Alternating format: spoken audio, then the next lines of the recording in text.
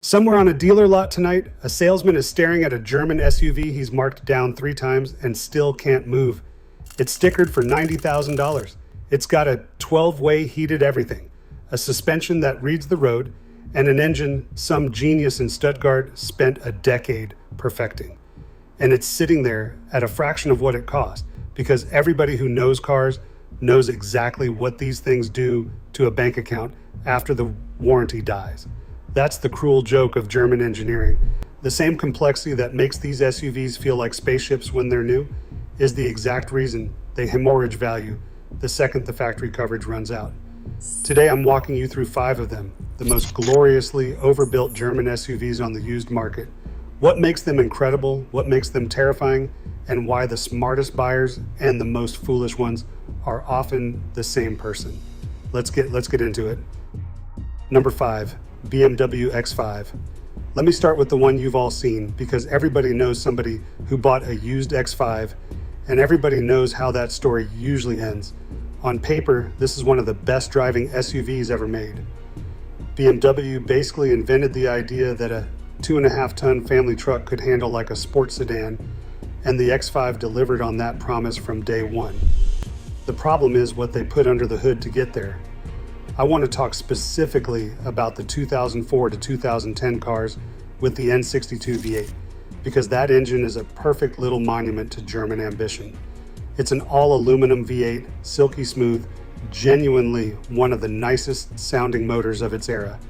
But BMW ran a long aluminum coolant pipe straight through the valley of the engine, sealed at the front with a rubber seal that lives inside the timing cover. Over years of heat cycles, that seal hardens, shrinks, and starts weeping coolant out of a tiny hole behind the water pump. Sounds minor. It is not. The factory fix involves peeling the entire front of the engine apart to reach that pipe, and I've seen shops quote north of $10,000 for it. 10 grand.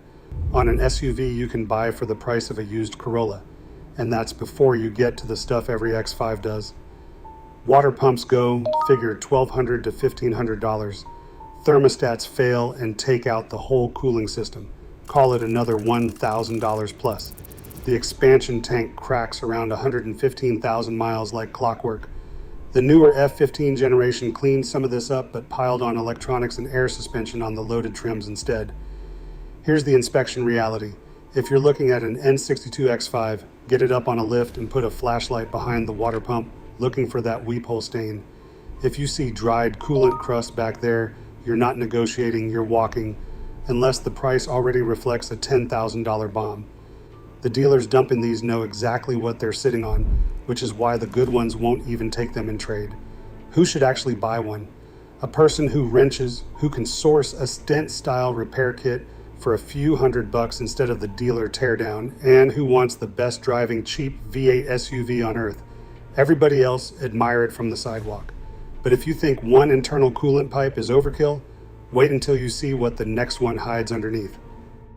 Number 4. Mercedes-Benz GL and GLS. This is the SUV your dentist bought new, babied for 4 years, and then traded the moment the warranty expired because his service advisor gently warned him what year 5 looks like. And the market believed the dentist. These things shed value like they're radioactive. The GL, later renamed the GLS, is a genuinely magnificent machine. 3 rows whisper quiet, a big torquey V8 or twin-turbo 6, and a cabin that makes a Highlander feel like a rental. Mercedes built it to glide, and the way they made it glide is the Airmatic air suspension, rubber air springs at all 4 corners, an onboard compressor, ride height sensors, control modules, the whole orchestra. When it works, it's sublime. It reads the road and floats a 5,700-pound vehicle like it weighs nothing. Now here's the catch, and it's a big one. Those air springs are rubber cracks. On these heavy SUVs, the front struts tend to go first, usually somewhere between 60 and 80,000 miles. And one leaking corner makes the compressor work overtime to keep the car level until the compressor itself burns out and turns a single strut job into a whole system meltdown. A front air strut runs you anywhere from about $1,000 to $2,000 per corner installed, and a full system refresh with a fried compressor can hit 3 to 5 grand. On the GLS specifically, the air-matic failure is the single most reported problem across thousands of owners. And it doesn't stop at suspension.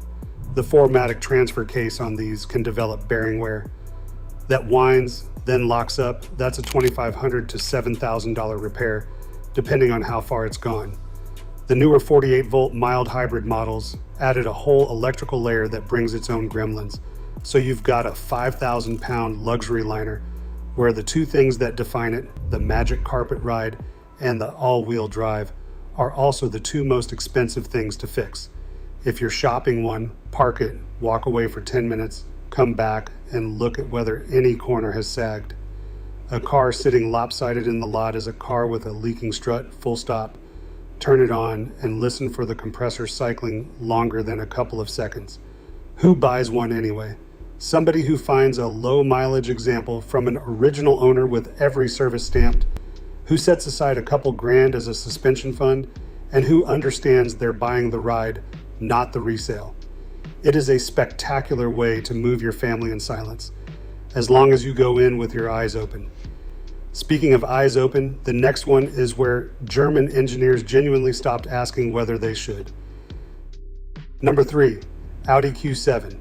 The Q7 is the SUV that makes the strongest case that depreciation can be your best friend, if you're the second owner and not the first, because the first owner ate a brutal loss. On average, the Q7 sheds around 60% of its value over 5 years, which puts a $60,000 luxury 3-row into pocket money territory used. That's the whole reason it's on this list. Dealers can't get new car money for a car this complicated once it's got a few years on it, and the used numbers reflect it. Here's what you're getting for that discount. Audi built the Q7 on the same bones as the Cayenne and the Touareg, the big VW Group co-development project, and loaded it with quattro all-wheel drive, a supercharged or turbocharged V6, and on many trims that same seductive, delicate air suspension. It shares a design philosophy with cars that cost a lot more, and when it's healthy, it drives like it.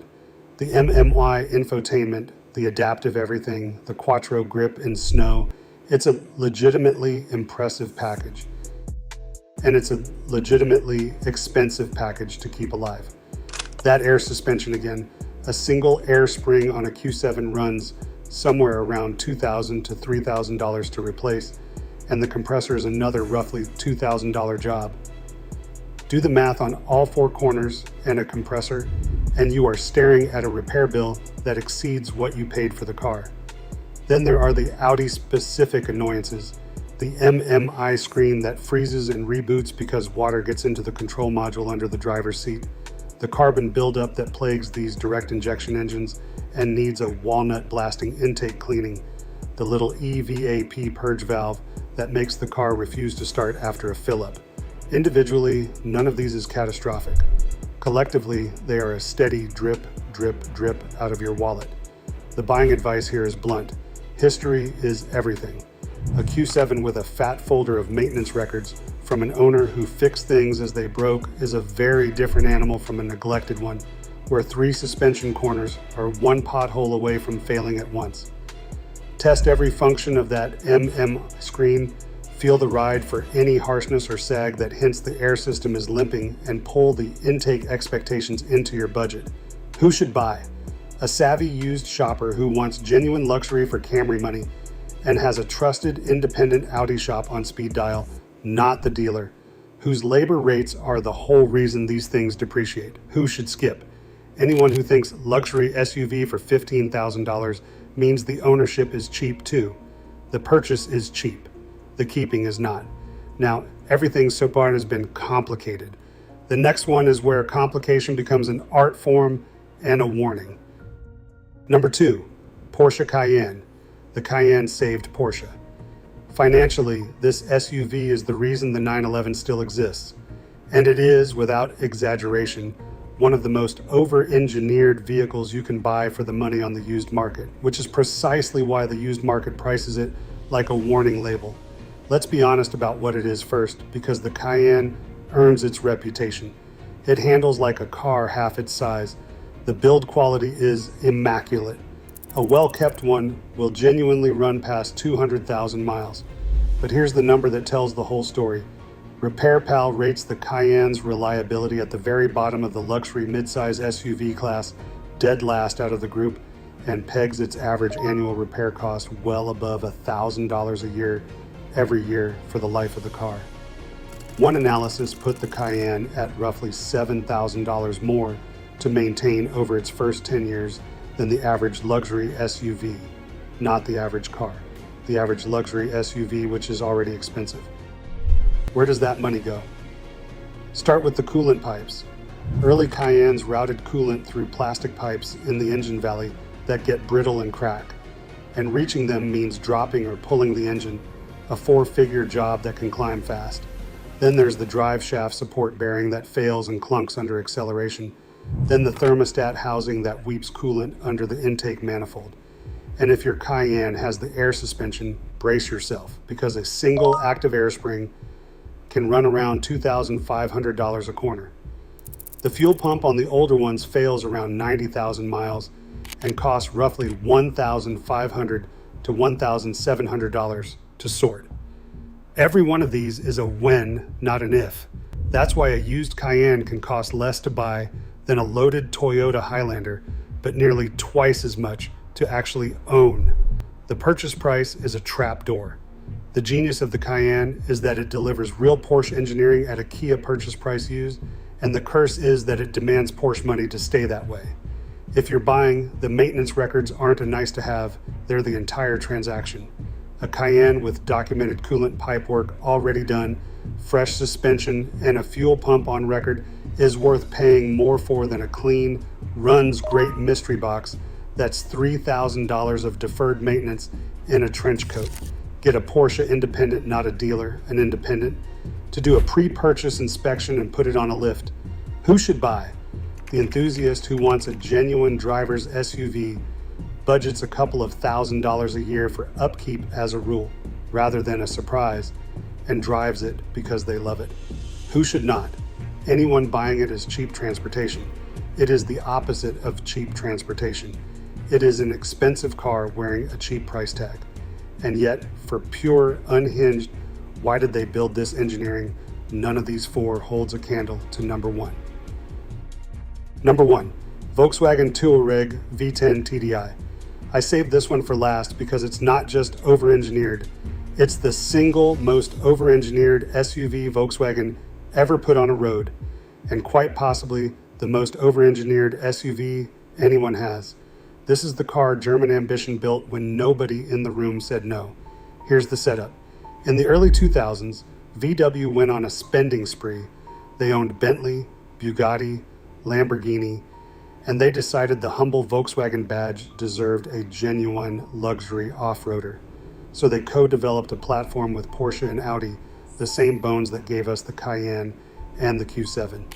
And then into a Volkswagen, they dropped a 5.0-liter twin turbocharged diesel V10, not a V6, not a V8, a 10-cylinder diesel making around 310 horsepower and a monstrous 553 pound-feet of torque, back when that kind of twist was pickup truck territory. British television famously used one to tow a Boeing 747 down a runway to prove the point. Overseas, VW went even further and stuffed the W12 gasoline engine from the Phaeton under the hood, a W12, in a Volkswagen SUV. That V10 diesel uses a timing setup so elaborate, a gear-driven arrangement instead of a simple belt or chain, that mechanics who have worked on everything get quiet when it comes up. It's the kind of engineering that's beautiful in a museum and heart-stopping in a repair bay, because getting deep into that engine often means pulling it out of the car entirely. Valve covers, injectors, turbos, the works, everything is more involved, more expensive, and rarer in parts than it has any right to be. And so the depreciation is total.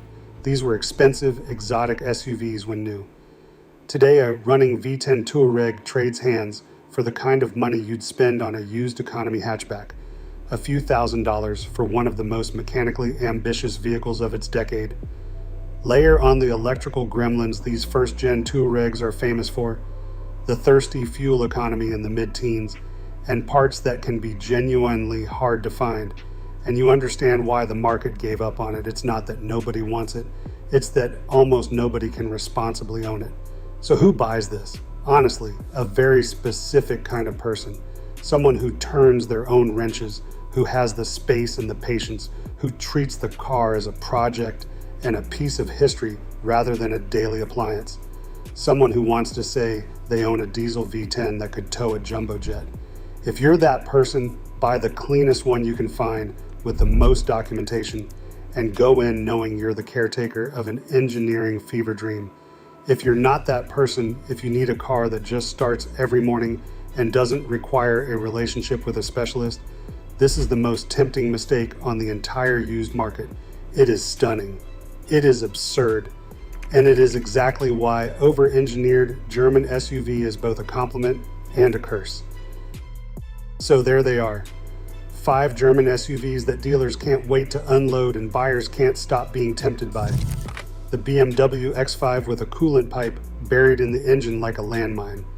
The Mercedes GL and GLS floating on air springs that cost more than the car. The Audi Q7 that loses 60% of its value and gains a lifetime of little repairs. The Porsche Cayenne, last in its class for reliability and first in the hearts of everyone who's ever driven one. And the Volkswagen Touareg V10 TDI, the most gloriously unnecessary SUV ever badged with a people's car logo. Every one of these is a marvel. Every one is a money pit. The difference between a smart buy and a catastrophe isn't the badge on the hood, it's the folder of maintenance records in the glove box. And whether you know a great independent shop or only know the dealer, buy the history, not the car. Budget for the failure that's coming, because it is coming. And never, ever confuse a cheap price with cheap ownership. If this helped you dodge a bad decision or talked you into a beautiful one, you know what to do. I've got a whole video on the German luxury cars that actually hold up long term, the ones worth the risk. It's right here.